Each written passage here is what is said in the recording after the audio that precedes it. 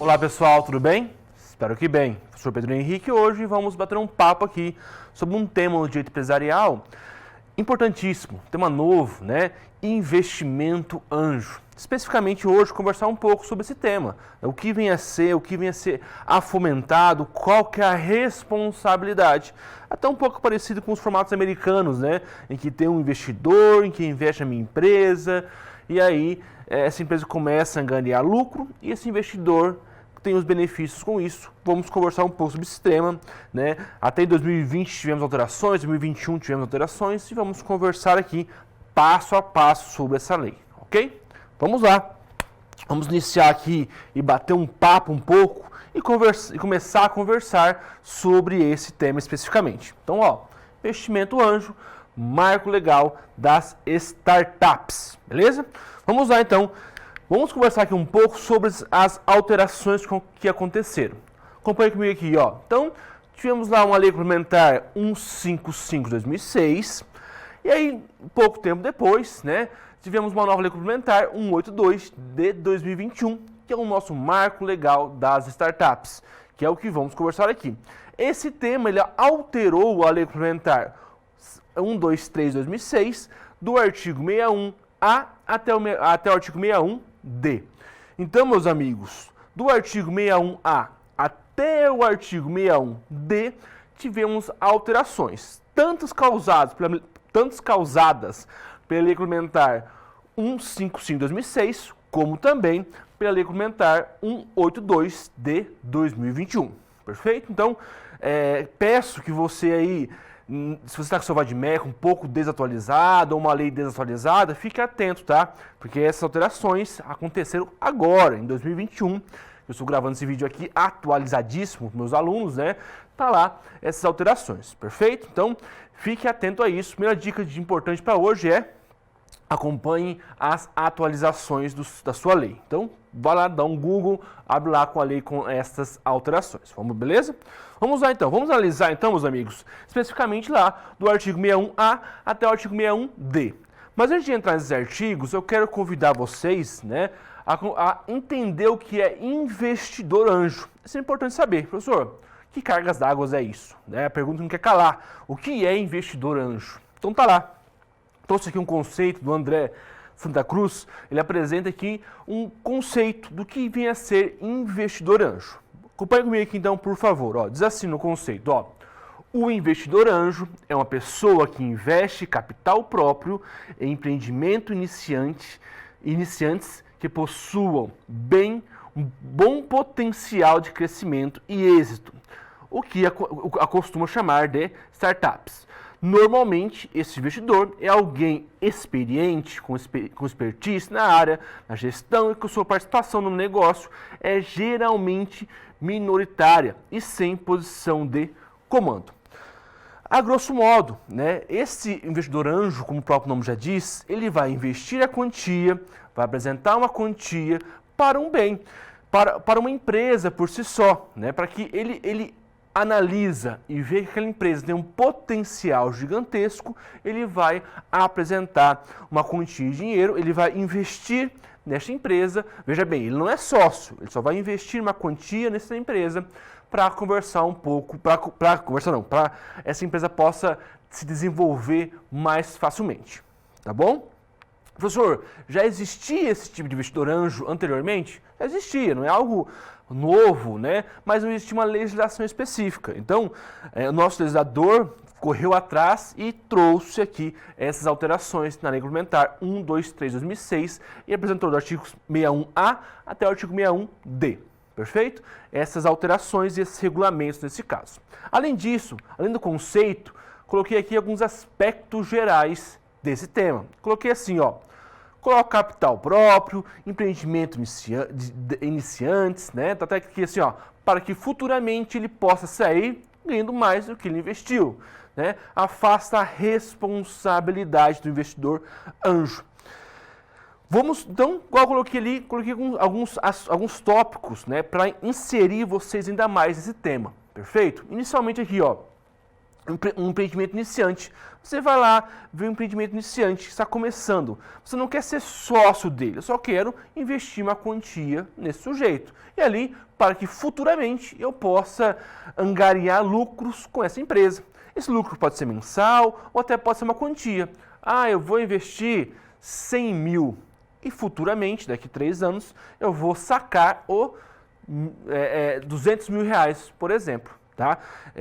Já vou falar um pouquinho sobre essa remuneração, mas é basicamente isso. Um investidor que futuramente ele quer sacar, ele não quer ser sócio. Deixo bem claro aqui um ponto, ó, afasta a responsabilidade do investidor. Quando eu falo em investidor, professor, se eu investir, essa empresa venha falir, venha quebrar, enfim, né, esse sujeito que investiu a quantia, ele é responsável? Não. Então, o investidor não é sócio, ele é só um investidor. Por exemplo, eu tenho aqui, estou com uma ideia de ser um novo youtuber na área e tem um investidor, investe lá, né, no professor Pedro aqui um valor. Ok. E aí eu venho a decretar falência futuramente, né, veio abrir concordata, enfim, a minha empresa não dá certo. Este investidor vai ser responsável? Não. E deixa bem claro isso nos pontos primordiais, nesse aspecto é isso.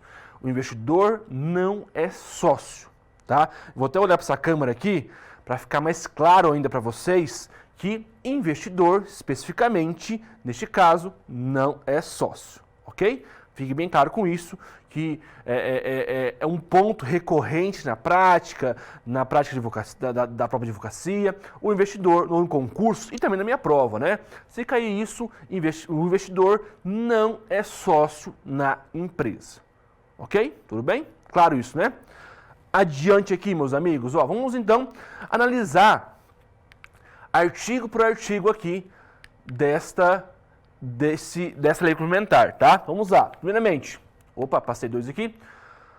O oponente, né, não integra o capital social da empresa. É o artigo 61A. O primeiro artigo que vamos conversar aqui, ó, diz assim, ó, para incentivar as atividades de inovação, os investimentos produtivos, a sociedade enquadrada como microempresa, empresa de pequeno porte, nos termos dessa lei complementar, poderá admitir aporte de capital que não integra o capital social da empresa. Então, primeiro ponto importante desse artigo 61A, que ele nos brinda aqui sobre isso, é esse aporte mensal, ele faz parte do capital social ou nem aporte mensal? Esse aporte vai fazer parte do capital social? Vamos por parte então.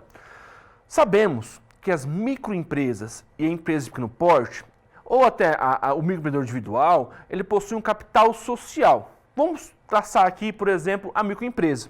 A microempresa, o capital social dela tem que ser de até 360 mil reais. É o capital máximo que ela pode gerar neste caso. Então, o capital bruto, 360 mil reais.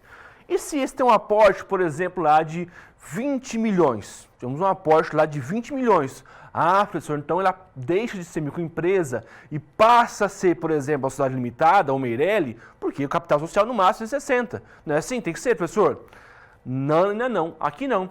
Esse aporte mensal, ou único no caso, pode ser de 10, de 20, de 30. Mas está aqui, ó, que não integra o capital social da empresa nesse caso.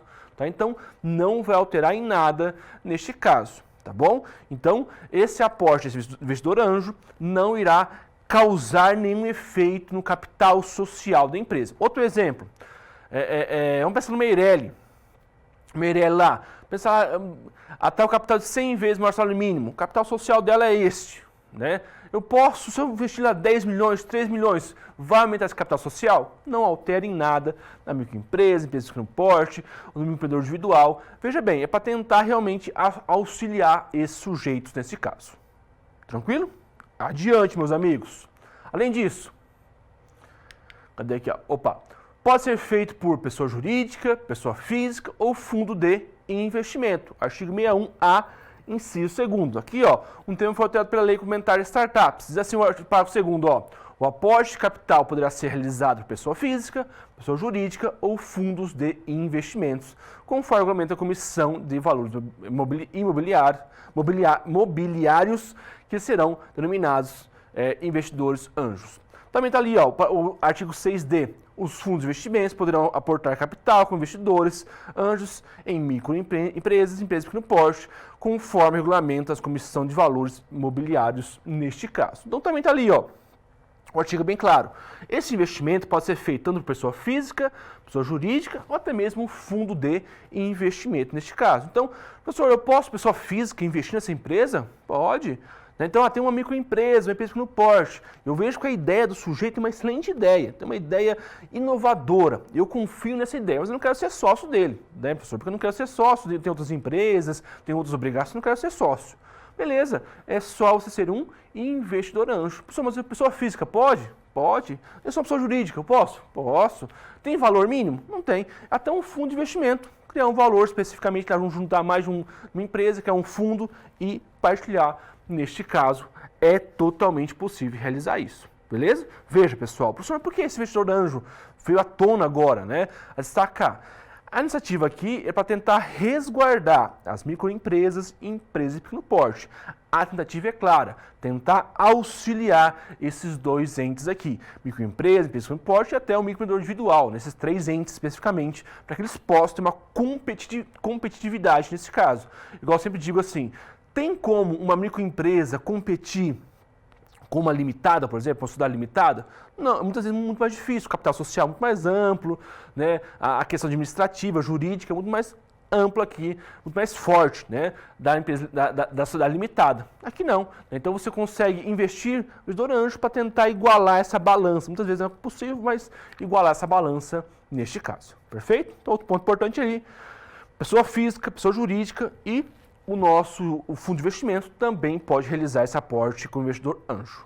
Beleza? Artigo 61A, parágrafo 2º e o artigo 61D. Beleza? Novamente, adiante, meus amigos. Não é considerado para fins de enquadramento como MEI e EPPs, né? Microempresas, empresas no porte, 61, parágrafo 5º. Diz assim, ó.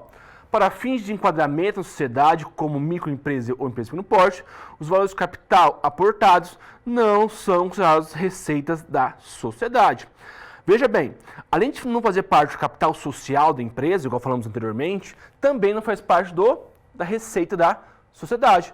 Não faz parte da receita. Então, a minha receita da sociedade, igual eu coloquei lá, R$360 mil, 4.800.000. Né, da EPP no máximo? Não faz parte, é um investidor por si só. Pessoal, mas isso não parece meio fraudulento? Mas não é, tá? Porque senão isso causaria um efeito muito prático, muito complexo. Porque veja, se uma microempresa receber um aporte de 5 milhões, do investidor anjo no caso, ele ia ter que mudar a sociedade, ia acabar ficando inviável, ia inviabilizar o investidor anjo. A tentativa aqui com as startups é para fomentar, deixar mais fácil esses investimentos. Tranquilo? Fácil por enquanto, né? Tudo na paz, professor. Adiante. Deixa eu ir lá, adiante. Professor, coloquei o tema aqui, ó, possibilidade de conversão em participação societária do artigo 61A, parágrafo 6º, inciso 2º. Ali, ó, possibilidade de converter o aporte em participação na sociedade, ele deixa de ser anjo e passa a ser sócio neste caso. Tá ali, ó.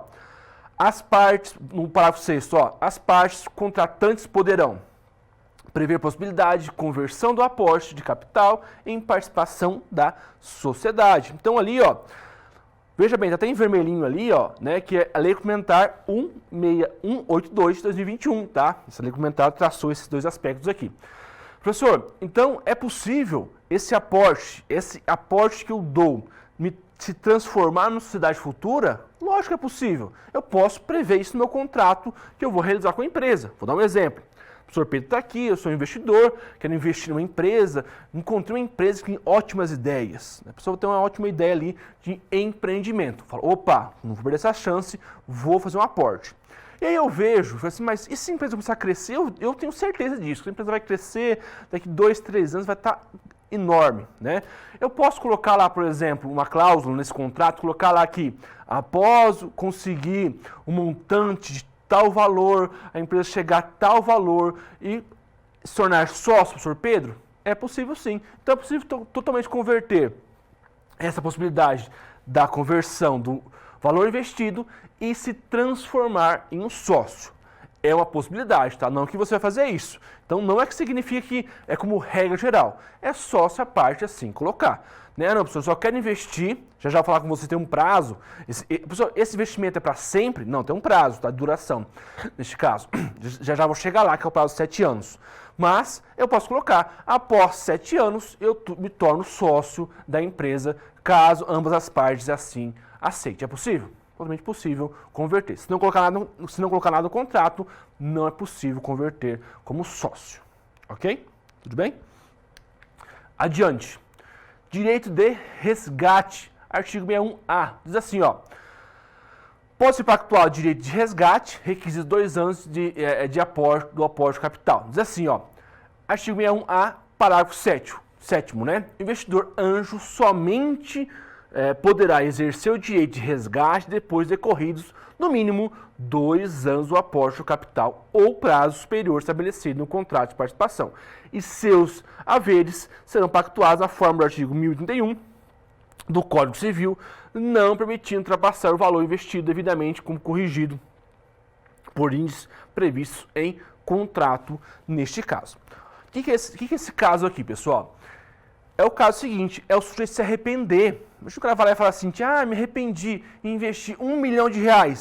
Passou um ano, passou 6 meses, 8 meses, 9 meses, falei, meu Deus, investi o valor lá, não era para ter investido. Que pena, quero receber de volta, quero o aporte, quero retirar esse dinheiro. É possível?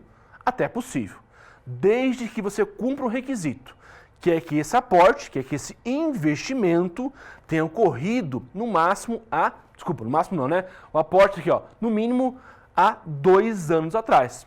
Ou até mais, mas o mínimo é de 2 anos nesse caso. Meu investimento é em 2020. Em 2020, fui lá, aportei, eu como investidor anjo, coloquei a quantia lá de R$100 mil. Beleza, eu posso resgatar esse valor? Até pode, mas depois de 2 anos ou mais. O prazo mínimo é de 2 anos, somente em 2022 é que eu posso retirar esse dinheiro. Além disso, esse aporte aqui, ó, ele não pode ultrapassar o valor que está estipulado no contrato. Então, por exemplo, ó, o aporte, nesse caso, vai ser de R$1.000, vai ser com juros de 0,5. Ok, vai respeitar o contrato neste caso, mas só quando passar 2 anos. A intenção aqui do nosso legislador é para evitar que o sujeito invista, se arrependa, pede para sair da empresa, né, igual tropa de elite, pede para sair. Não, só pode sair depois de 2 anos ou mais, de acordo com previsão em contrato. Professor, a previsão em contrato é de 5 anos, 6 anos. Respeite esse prazo, 5, 6 anos. O aporte pode ser depois de 10 anos. Ok, só depois de 10 anos. Até coloquei aqui, ó, que o artigo 1031 colocou lá como é que vai ser feito esse pagamento. Caso não tenha previsão em contrato, o artigo 1031, ele fala lá, eu até coloquei aqui embaixo, depois você dá uma olhadinha no artigo, especificamente para o segundo, ele coloca lá que o prazo de pagamento é em até 90 dias. Tá? Então, caso não tenha previsão contratual e tem um aporte após 2 anos, o pagamento, como regra geral, tem que correr em até 90 dias nesse caso. Mas na prática, o próprio sujeito coloca prazo maior, 2 anos, 3 anos, para poder sacar esse valor, um parcelamento ou algo assim. Ninguém vai se querer investir e aí o sujeito vai lá, agora eu quero um aporte lá daqui a 90 dias. Não, calma aí, cara, vamos colocar no contrato aqui, caso ocorra o aporte, vai ser feito um parcelamento, e o pagamento vai ser feito liquidado em 10 parcelas e assim de forma sucessiva. Perfeito? Então, ó, vou olhar aqui novamente para essa câmera, não sei se vão... Deixo bem claro isso, tá? Os requisitos aqui. Então, vou até me arrumar aqui agora para vocês, né? O requisito aqui. Eu posso realizar o aporte? Repito, eu como investidor, eu posso realizar a retirada de dinheiro? Eu como investidor, eu posso fazer a retirada de dinheiro? Posso. Só que nesse caso, eu devo esperar, no mínimo, 2 anos. Investi em 2020, posso pedir o aporte dessa quantia a partir de 2022. Professor, esse contrato prevê prazo maior, é possível? É possível. O contrato prevê cláusula de 10 anos, é possível? É possível aumentar esse prazo, mas no mínimo 2 anos. Tá? E o pagamento segue o formato do artigo 1031 do Código Civil. Então, a regra lá o pagamento vai acontecer em até 90 dias. Então, 2 anos para sacar, para que eu possa sacar, e o pagamento, como regra geral, vai acontecer em até 90 dias neste caso. Beleza? Mas tudo irá depender do contrato. Se o contrato prevê prazo maior, é totalmente possível que aconteça. E na prática acontece também. Beleza? Não vai me errar isso da minha prova, hein? Senão eu vou ficar extremamente bravo com você. Adiante, meus amigos. Professor, é possível fazer uma transferência para terceiros? Acompanhe comigo aqui, por favor. Ó, diz assim, lá no artigo 8º, diz assim, ó, os expostos no artigo 7º, né, que é a questão lá do saque, né, do aporte, desse artigo, não impede a transferência da titularidade do aporte para terceiros, tá? Então tá ali, ó. Atenção para resgatar 2 anos. Para transferir, não tem data. Além disso, parágrafo 9º, ó, a transferência, parágrafo 9º do artigo 61A, estamos no primeiro artigo ainda, tá? A transferência da titularidade do aporte para terceiro, alheios à sociedade, dependerá do consentimento dos sócios, salvo estipulação contratual expressa em contrário neste caso. Então vamos lá. Qual que é a dúvida aqui? Qual que é a solução dada pelo nosso legislador? Inicialmente, eu posso transferir para terceiros, eu como investidor anjo, investi lá R$1 milhão. Eu posso, não quero mais, eu tenho o Bruno é um ótimo investidor também, eu posso passar para ele, investidor anjo? Olha, até pode. Vamos por parte então. Até posso. Tem prazo mínimo para fazer isso? Por exemplo, eu aportei hoje, amanhã eu posso passar para terceiros? Pode. A pessoa não tem que respeitar aquele prazo de 2 anos? Não. O prazo de 2 anos é para o aporte sacar.